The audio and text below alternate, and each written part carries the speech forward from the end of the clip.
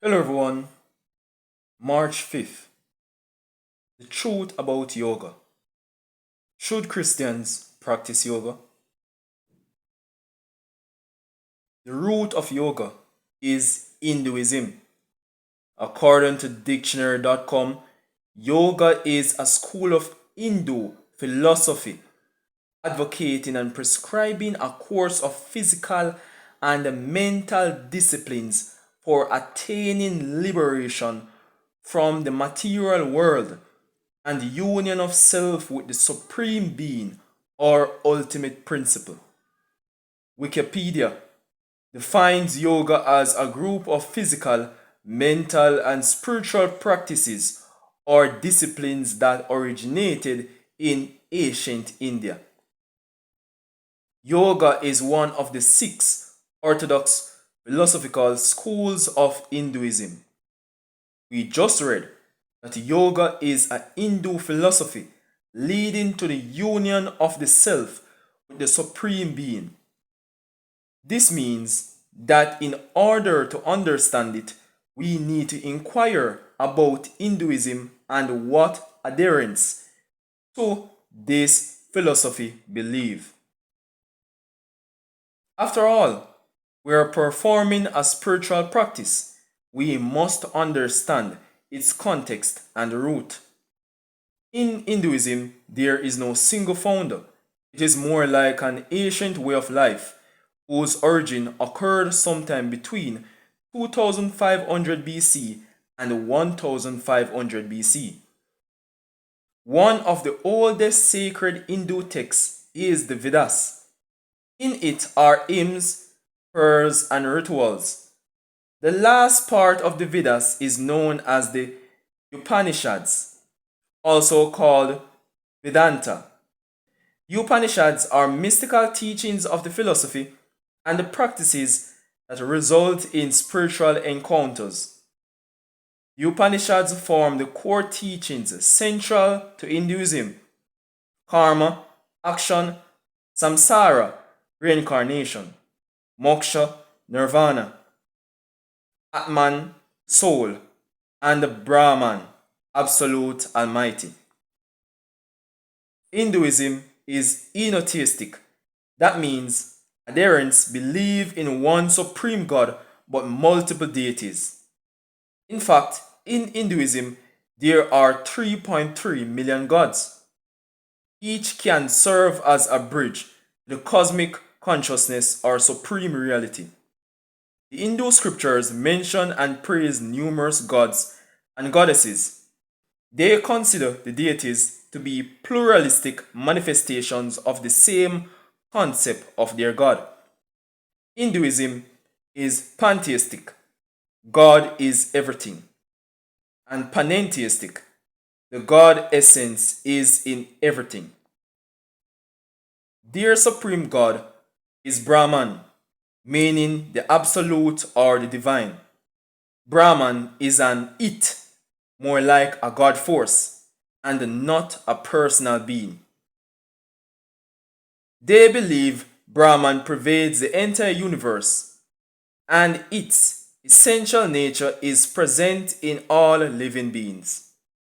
Brahman is understood as the cause of creation, as well as its preservation and dissolution and transformation, all done in a constant repeating cycle. While Brahman is supreme reality, Shiva and Vishnu are popular deities. Brahman is considered the creator of all things and the supreme God force present in all things. Hinduism teaches that Vishnu is the preserver and protector of the universe. Shiva is the destroyer sent to destroy the world. Shiva is the destroyer sent to destroy the universe to recreate it. Interestingly enough, in spite of being considered the supreme reality, Brahman is not worshipped like some of the other deities. Shiva, one of the most popular gods and acknowledged as the father of yoga, is worshipped by Hindus around the world. The concept of the immortal soul is a foundational Hindu concept. In Hinduism, the soul, or Atman, is considered to be in a constant cycle of reincarnation, or samsara, from one creature to another.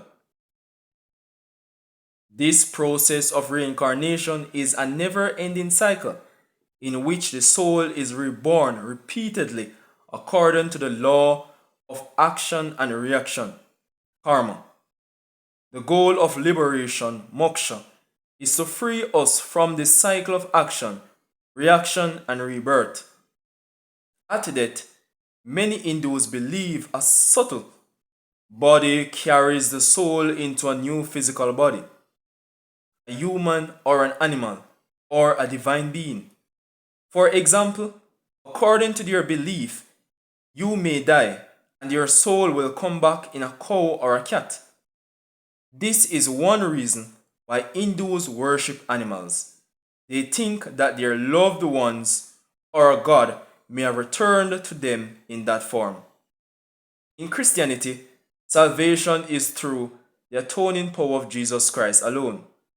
According to Acts chapter 4 and verse 12, nor is there any salvation in any other, for there is no other name under heaven given among men by which we must be saved. Christians trust in the merits of Christ and his sacrifice for our sins.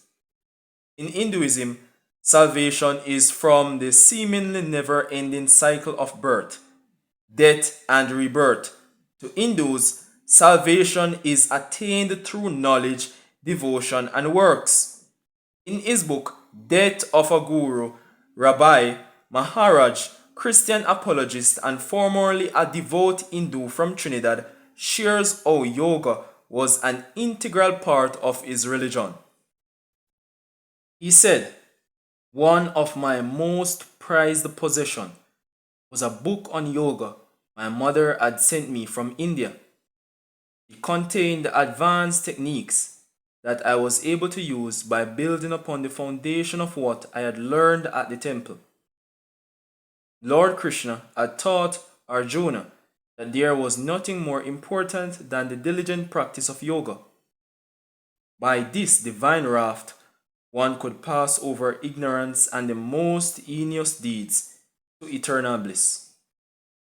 Before the age of 10, in addition to my daily meditation, I practiced yoga, positions, breathing exercises, and meditation on the veranda outside my room from midnight to 1:30 a.m. when everyone else was asleep. I did either Brahmada Drishti or Madhyama Drishti. This concentration combined with the breathing exercises projected me into realms of consciousness totally unrelated to the world around me. Through yoga, I increasingly experienced the presence of spirit beings who were guiding me and giving me psychic powers. The gods were real. Rabbi experienced spirit beings. He did not realize that he was encountering evil spirits, aka demons, as he moved deeper and deeper into yoga. He also says that the word yoga literally means yoking. It refers to union with the Hindu god Brahman. Rabbi says there are several kinds and schools of yoga and various techniques, but all have this same ultimate goal of union with the Absolute. Now tell me, should Christians practice yoga?